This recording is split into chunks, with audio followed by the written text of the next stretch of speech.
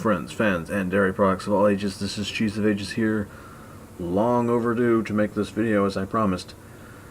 But life causing time to get away from me aside, with shifts in living arrangements, failures in equipment, making me have to rely on poor audio equipment, and poor lighting aside, we're going to be talking about one of my favorite archetypes for the Vigilante, the Masked Maiden. And it's going to be in my usual format just for the sake of getting this video out, because I don't have the time or, ability to freaking devote to editing of the audio and making the video in Movie Maker by posting an image, and, there's no point in having the image there unless it's conveying information. It's much easier to just have okay audio quality and me on the screen. I just record this, slap it immediately on YouTube. It's a lot more convenient. But anyway, we're going to be talking about the Masked Maiden. If you're not familiar with the lore of the archetype, the Grey Maiden organization is a heavy element of it, as the Masked Maiden is a former Grey Maiden. Now, the Grey Maidens were the personal guard of the Queen of a country. And the Queen started off reasonably sane, but went escalatingly insane. Before going cuckoo, she decided to adorn her court with the most beautiful and talented swordswomen as her personal guard. And thus, as a former member of the Grey Maidens, you were a exquisitely beautiful and talented warrior woman that attracted the attention of the recruiters for the Queen, and you were recruited into the Grey Maiden organization at some point in its history. At some point in the organization's history, the escalatingly crazy Queen became jealous of the incredibly beautiful, talented women surrounding her all the time, and ordered her not entirely morally sound lieutenant to ritually scar the faces of the Grey Maidens and then brainwash them into becoming sadistic, mindless killing machines that would do anything the Queen told them without question, no matter how evil or corrupt. Now, the Queen was eventually overthrown and defeated and killed, and the Grey Maidens freed, but the indoctrination, brainwashing, is constantly weighing on them, to whether they try to live a normal life or apply their skills for the cause of good, it's always, they're not quite them anymore. There's still this Grey Maiden persona creeping up on them. And the archetype Masked Maiden is one of the only Grey Maiden-themed archetypes that actually use this mechanic. One of my favorite parts of this class is this deep, interesting lore that you still have a lot of room to modify, as in who you were before you were recruited, what you did while recruited, and what you're doing since. There's plenty of stuff to alter flavor-wise, as well as this mechanic that,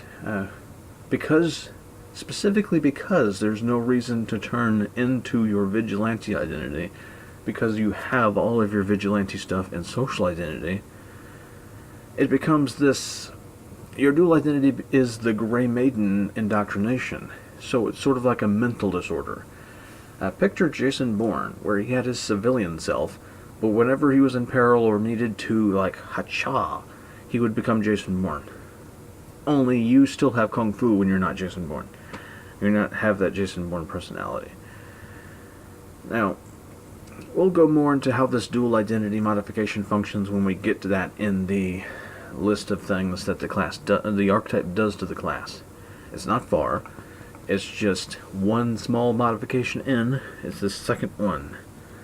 But anyway, first of all, the first thing it changes is gives you proficiency with Grey Maiden plate armor. And functionally this is full plate, but it has some feats and traits associated to it, which are actually pretty nice in some ways. And that's all it does. Now, as a DM, I would say this only modifies your armor proficiencies, even though the text itself says it also alters your weapon proficiencies for some reason. That doesn't affect the balance of the class. So if you'd be playing under me, or a reasonably reasonable DM, they might rule if there's ever an archetype for the Vigilante that alters only weapon proficiencies and not armor proficiencies, and there's no other overlaps, you could combine the two. There's not really anything unbalancing about it. But anyway, that's the first one. The modification to armor proficiency to give you Grey Maiden Blade proficiency. It doesn't actually take away anything else from you to gain that. So, haha. Now, imperfect control. I've referenced a bad Vigilante guide in the past, in which I googled for Vigilante text guides, and it was the first one I found. And it underrated some talents while overrating some others. I'm going to be talking about mini guises in a future video that'll be called Mini Failings. Guess what talent that guide overrated? But anyway, that guide also said that this talent's a deal breaker and makes the archetype completely unusable. This is also my favorite thing about the class. I mean archetype, because it turns your Vigilante identity into a mental condition. Let's break it down. A masked maiden compulsively resists entering their indoctrinated state. So it's something you're trying to shove aside, but not necessarily something you're not it's not changing into it is not inherently not an option, unless you make it so. The Grey Maiden persona can vary from just an icy and dispassionate version of yourself to an evil person working for the Queen's old agenda, or something like that. You determine whether or not changing by choice is an option for your character or not. But compulsively, you don't want to. It's something you're still trying to push aside, but, you know what I'm trying to say. There's an aversion there, but it's not necessarily something you are completely not willing to do unless you say so.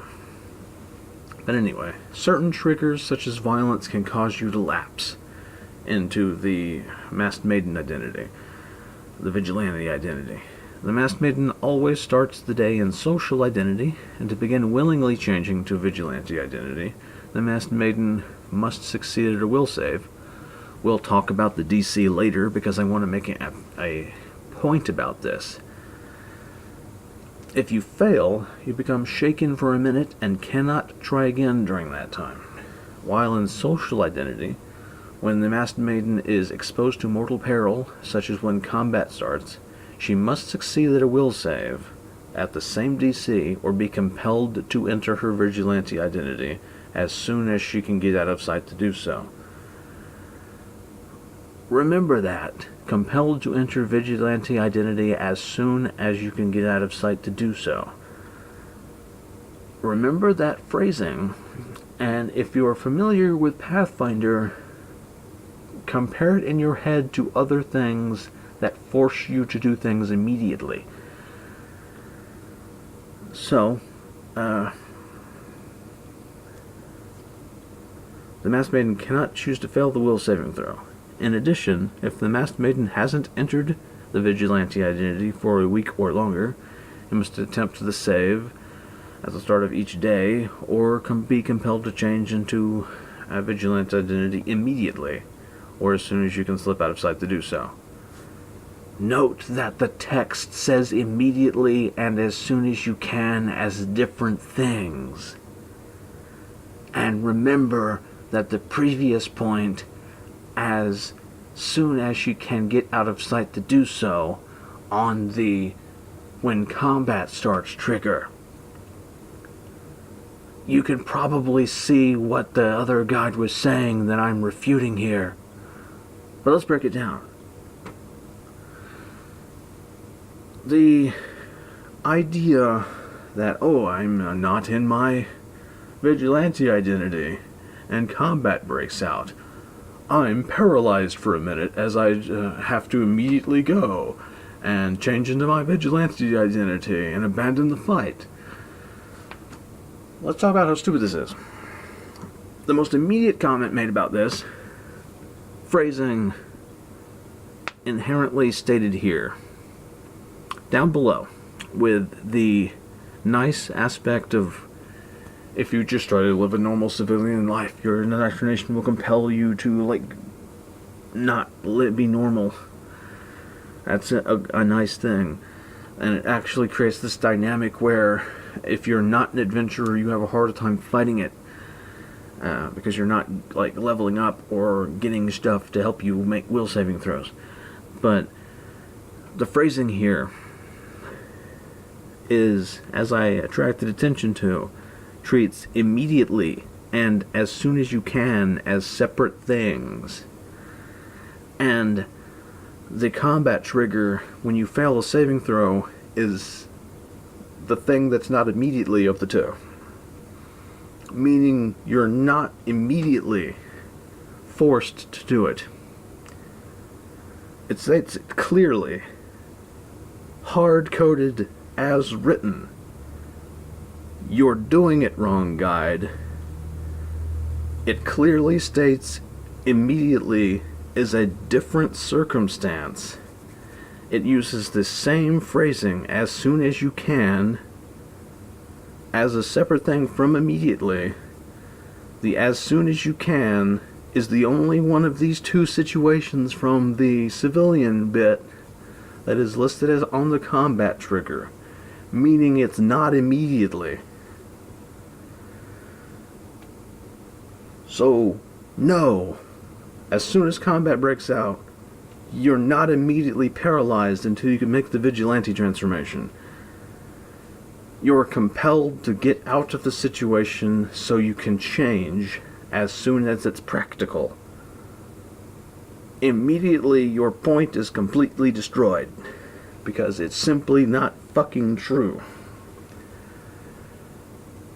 Let's just go further into this. Now, combat starts.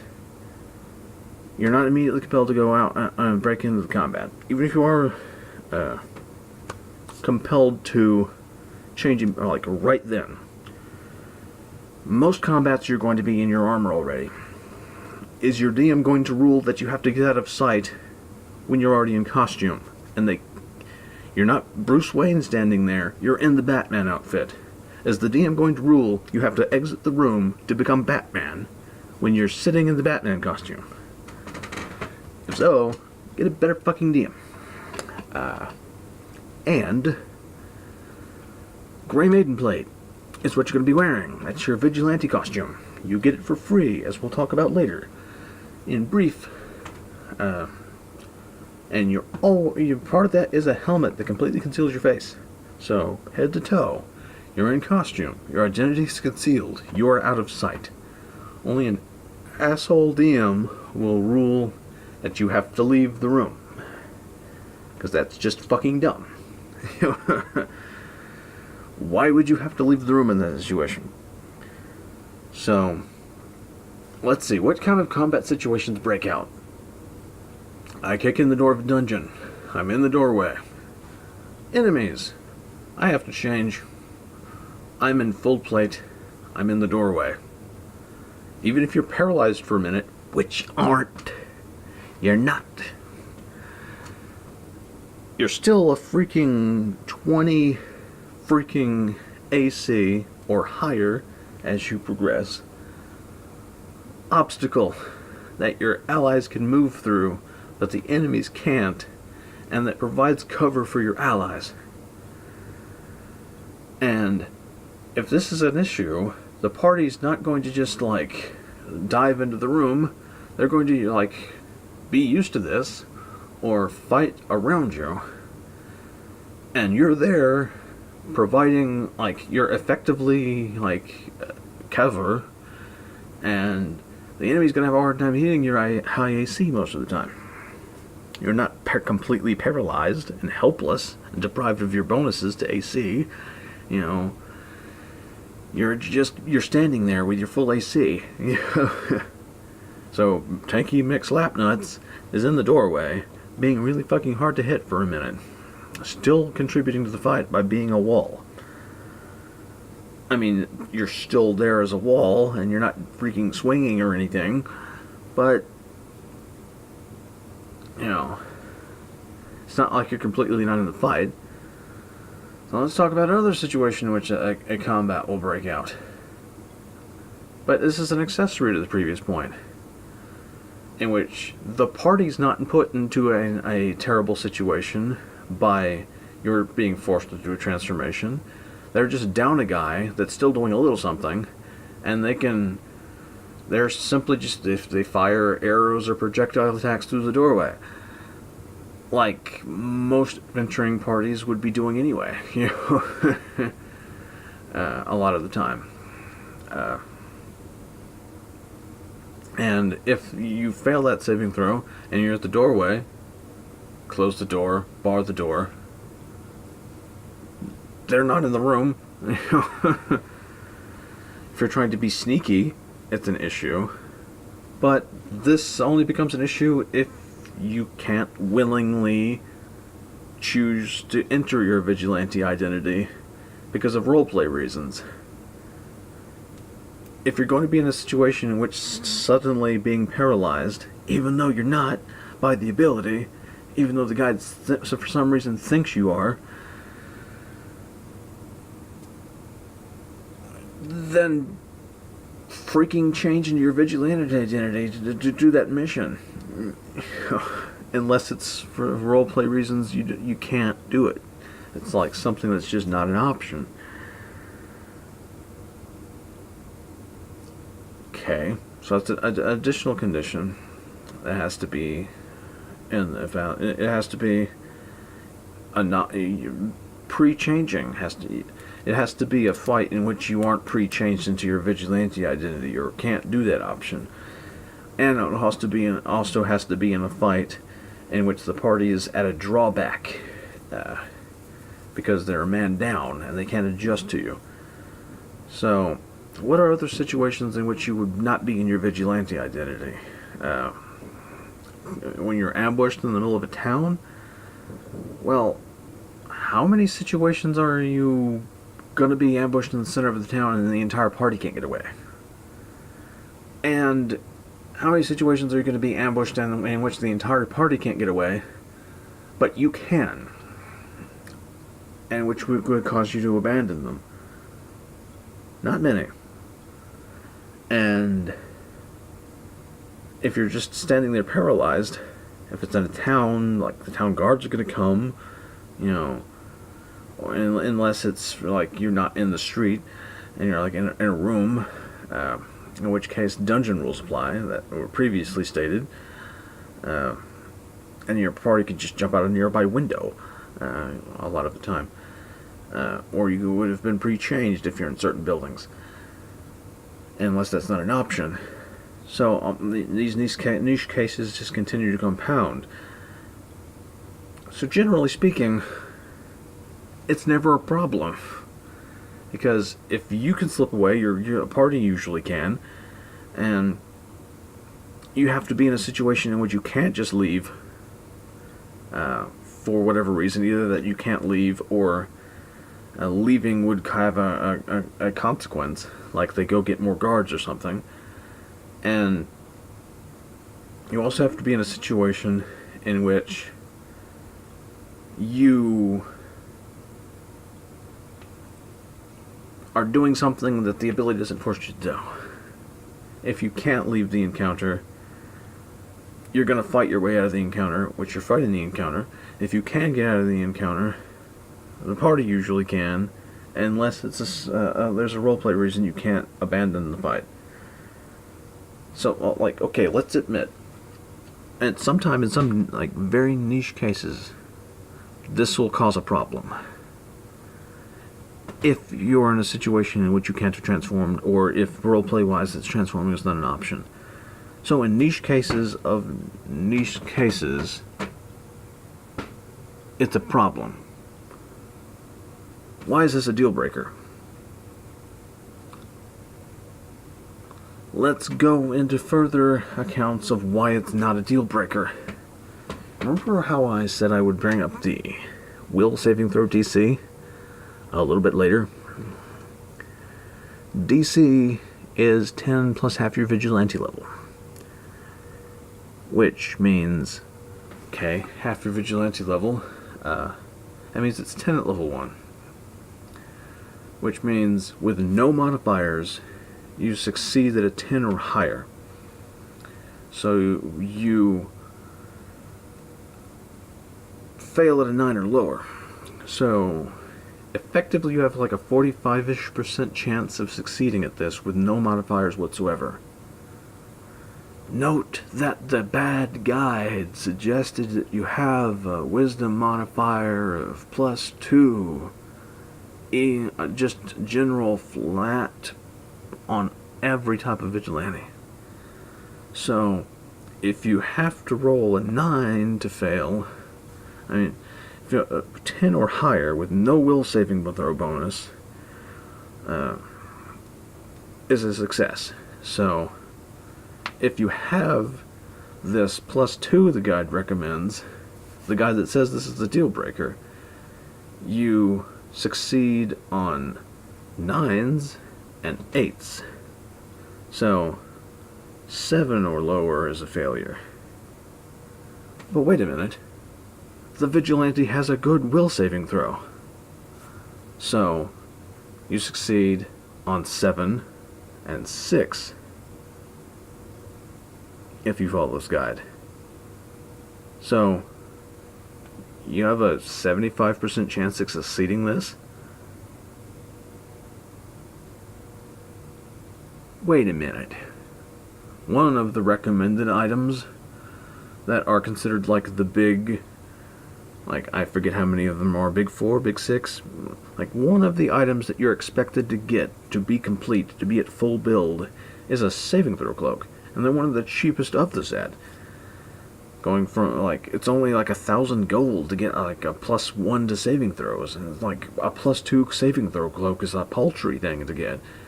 So 4, and then eventually 3, with just a +2 cloak, a +2 wisdom, and your base saving throw bonus. So, wait a minute.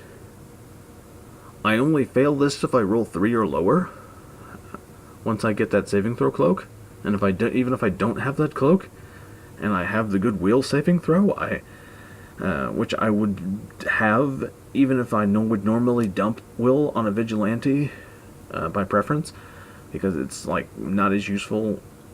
It can be built around, though perception is nice and will saving throws is something you don't want to fail. It can be worked around.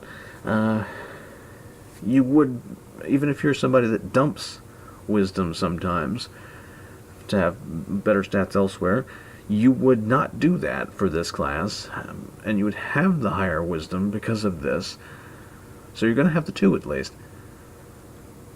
Even without the cloak, you succeed 75% of the time. Wait a minute. Yeah, you mean, like, it's only a problem in niche cases of niche cases, 1 out of every 4 niche case of a niche case? Why is this a deal breaker again? And if you have the items you're going to be trying to go for, it's even more unlikely to fail this. Personally, I don't think this is hard enough to fail.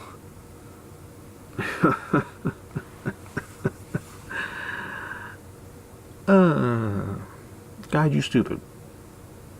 You're really stupid. I mean, I'm sure it's there's going to be phases in which you lose a point of scaling, because your wisdom bonus isn't going to grow at the same rate as half vigilante level. But this coincides with each will saving throw increase that you would get from your saving throw progression. So I imagine there's going to be spikes in here where the saving throw cloak is compensating for your wisdom modifier, never going up.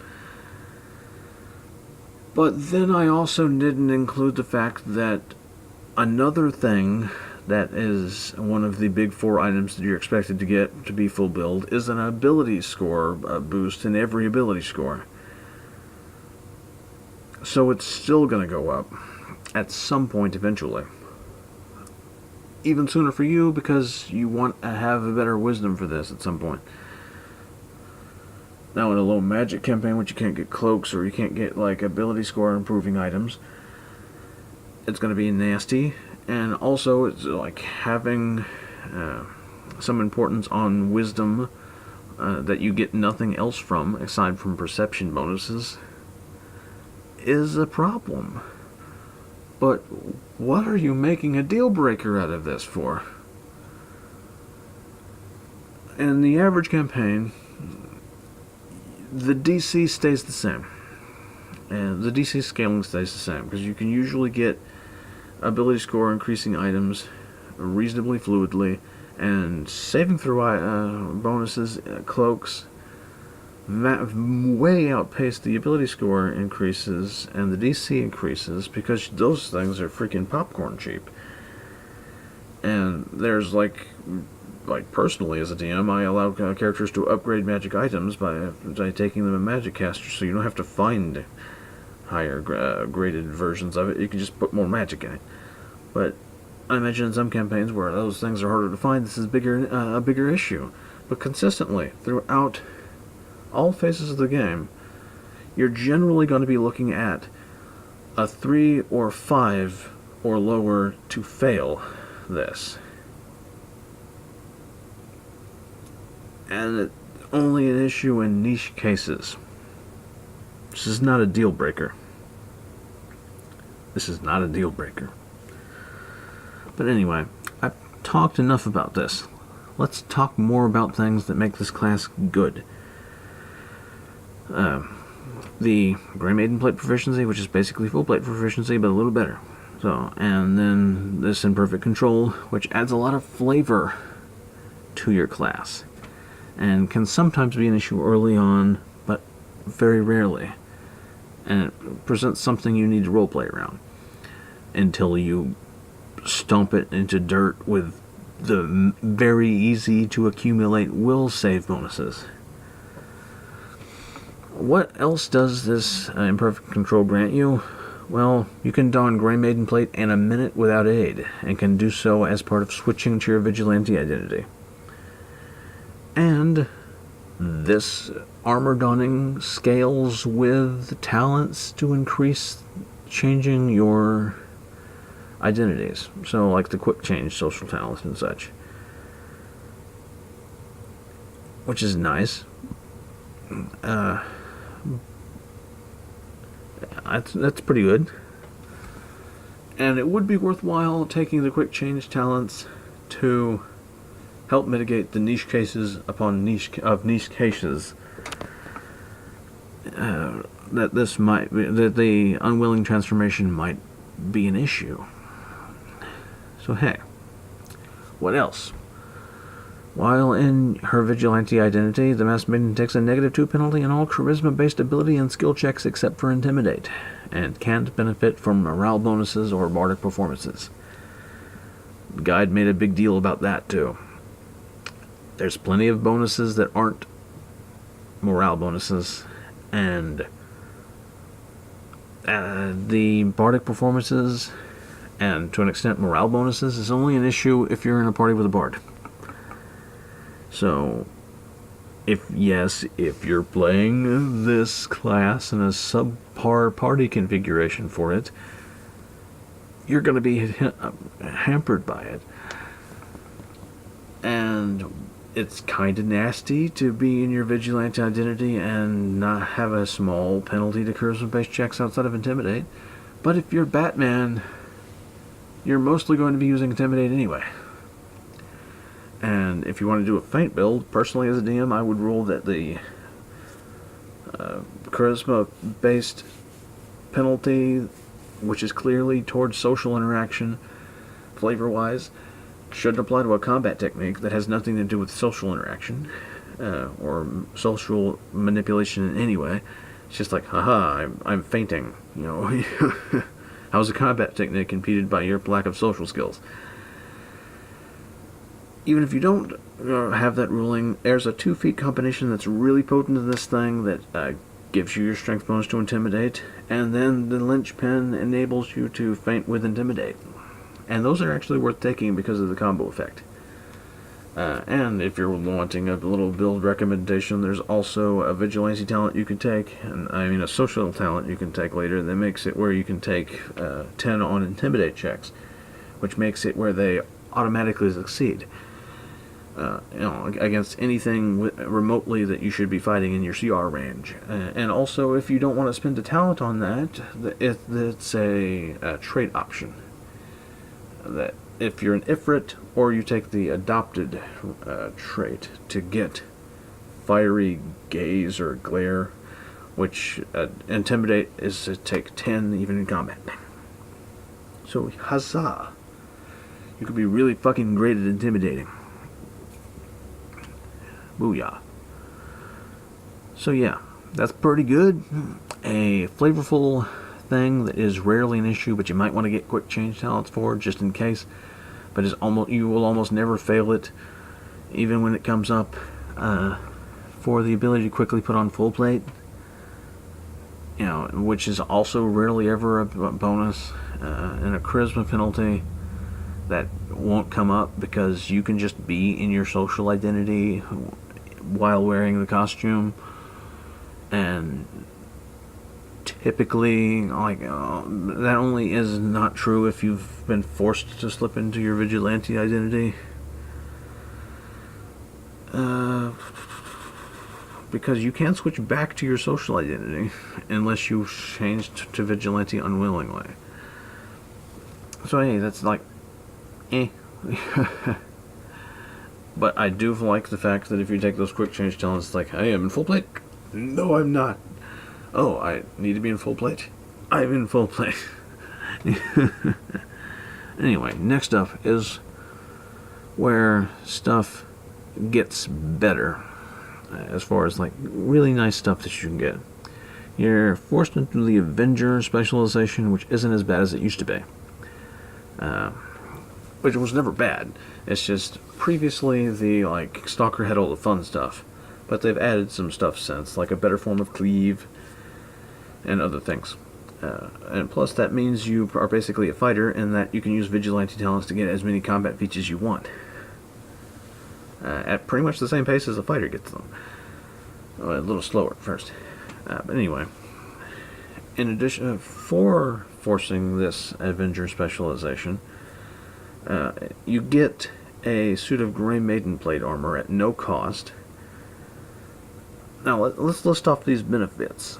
You can't sell it for as much, only 4d6, but it's effectively 1,600 gold pieces in free gear at level 1 that you can make masterwork for less than normal masterworking cost, and faster, and without any help whatsoever, or even requiring a craft check, because it doesn't say you need one. DM might make you make one. And it counts as battered for everyone but you. So it's 1,600 gold pieces in free gear that you can later make slightly better, and then in the future have it enchanted. So you have free full plate that can be made magical, that even when made magical, no one but you can use. And all you lose is Seamless Guise, which, if you remember my previous guide from a year ago, Seamless Guise is completely garbage. Because unless you're going with a shape changer build, it almost never does anything.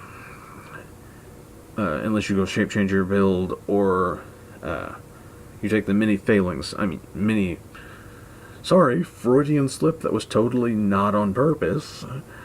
Mini Guise's social talent chain. But honestly, if you're the type of person that wants to waste 5 talents to do something you can already do before the game is over, but need to wait till the game is over to do it, we'll go into that later, then you're not going to be playing a Vast Maiden. because you're a tank. You're freaking. I'm dressing up in a full plate that was formerly like Elizabeth Bathory themed Queen's secret police, not so secret police, to intimidate the fuck out of people and bash them over the head with a sword. You're not a freaking like infiltrator in theme. You're not a master of disguise in general archetype point. So you give up a mostly useless ability for what the archetype wants to do for free full plate that's only you can use effectively. And it is slightly cheaper to make masterwork. Bully. Now, next up is one of my favorite things about the class aside from the flavor. So it's my second favorite thing. I'm going to read the ability off because it's worth it. All Grey Maidens are drilled in the use of their armor, and as a masked maiden continues to lapse in and out of indoctrination, that training emerges slowly from their consciousness. At 3rd level, Masked Maiden gains the Fighter's Armor Training class feature, and at 19th level, you gain Armor Mastery. And you treat your Vigilante level as a Fighter level for the purposes of both. And because this gives you all the increments of armor training, you lose Vigilante social talents.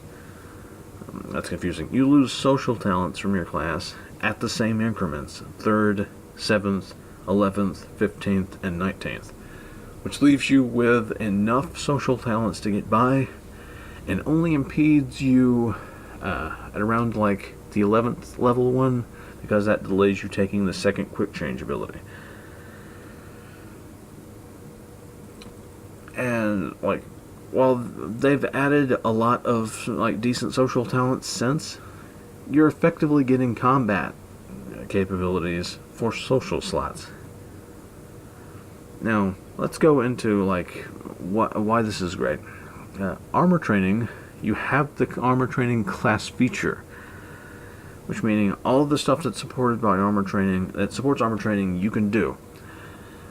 Which means also, once you get the first instance of this, which will make you more mobile in your armor, and there's some Grey Maiden feat support that makes you even more mobile, as well as some Vigilante talents that can also make you even more mobile. So you can be just basically cartwheeling around in this shit. After that first increment, you can either make that more, to where you have more dexterity, flexibility, less max dexterity impediment to your stuff. You can either do that, or you could take advanced armor training options from certain supplements that give you weaker Vigilante talents. Let's open in the new tab as I look through the SRD. Cruising on over to the fighter to list some things. One of my favorite options for this is one that enables you to... It gives you ranks in craft armor equal to your base attack bonus, and enables you to make a magic armor, and magic armor only, not magic weapons. That's really cool, as it gives you something to have a freaking a civilian job or something like that. I didn't click on advanced weapon training. Master Armorer is that one. So additionally, the fighter is treated as having craft magic arms and armor and magic craftsman feats, but only for the purpose of making magic armor, and you do not need to meet these feat prerequisites. And there's things to make you even more mobile in armor options, the ability to gain an armed mastery feat or a shield mastery feat, so you can get armor mastery, or you can get some combat feats in your social talent slots. Armored Juggernaut for damage reduction, something that increases the effectiveness of your armor, something that gives you more Intimidate bonuses on top of your mountain of other Intimidate bonuses you can get. Something that can give you free ranks in a skill equal to your BAB in like various skills like acrobatics, climb, disguise, escape artist, intimidate, knowledge, engineering, profession, soldier, ride, or swim. Which you can even like pick this and it will give you all those points back if you spent them previously. It's just like run as a bonus feat and like treat your armor as one category lighter for purposes of running. See, some effectively fortification. Put your armor on even faster. Things like that. Weak, interesting vigilante talents for social talent slots. You're basically giving up social talents for more combat themed talents that are like weaker than vigilante talents. You're not losing anything. And you can actually take feats to get these more often if you want to, because you have the class feature. That's really great. I like the flavor of that. That you have this armor that you got for free. That's your armor. No one else can use it like you can use it. And you're so good in it. You're as good as a fighter in armor. I like the flavor of that. So you see, this is actually a reasonably good, flavorful class that gives you a lot of interesting abilities based on like your Grey Maiden armor, your Grey Maiden plate. Gives you free full plate to give you this tanky thing, and gives you all these options in the armor mastery, armor training feats, options, on the armor training, like advanced armor training options, which is, there's a feat of the same name that can give you those, that's what I mean. That gives you things to customize how you use your armor, as well as give you like skills based on your armor, training. And like maybe give you a day job, flavor, like, oh, I'm trying to live a normal life as a blacksmith, but I must be called to adventure, by my nature, things like that. It's like the class almost builds itself, in some ways like that. I really enjoy this archetype. It's not a deal breaker that you have a forced transformation mechanic that almost is never triggered, and even in a lot of the instances it would be, doesn't immediately paralyze you like the guide seems to think it does. Anyway, I really enjoy this. I've made several, and I even threw my feint build onto this, which I might talk about some point in the future. And it was a freaking juggernaut, just freaking amazing. Got some mythic talents in that game too, so it was even more impressive. And I actually played in a level 20 high mythic tier game with this faint Grey Maiden build, and was just freaking Street Fighter comboing motherfuckers with builds and shit. It was pretty cool. Flavor wise, I really enjoy this thing. And it's these things that are supposedly deal breakers are not deal breakers. If you want a super armor themed, flavorful, slightly Jason Bourne-esque vigilante with a vigilante identity that's more of a mental disorder, take the Grey Maiden archetype. If it's not in your setting, or if you want to play this as a male, just reflavor it if your DM is willing to let you do that. There's no mechanical gender restriction on this. Play it, it's enjoyable. You get all of these things, for pretty much nothing. You get free full plate for the loss of seamless guise. You lose some social talents for things that are effectively weak combat talents. And some of them even aren't all that weak. You have some impediments to your dual identity. But if you build correctly to it, most of those impediments don't even freaking apply to you. So, automatic, free, vigilante talent in the sense that you get heavy armor proficiency, which normally a Vigilante of the Avenger type would have to take a talent to get, or a feat to get, because they don't, like, immediately get it. But you do as a freaking Grey Maiden.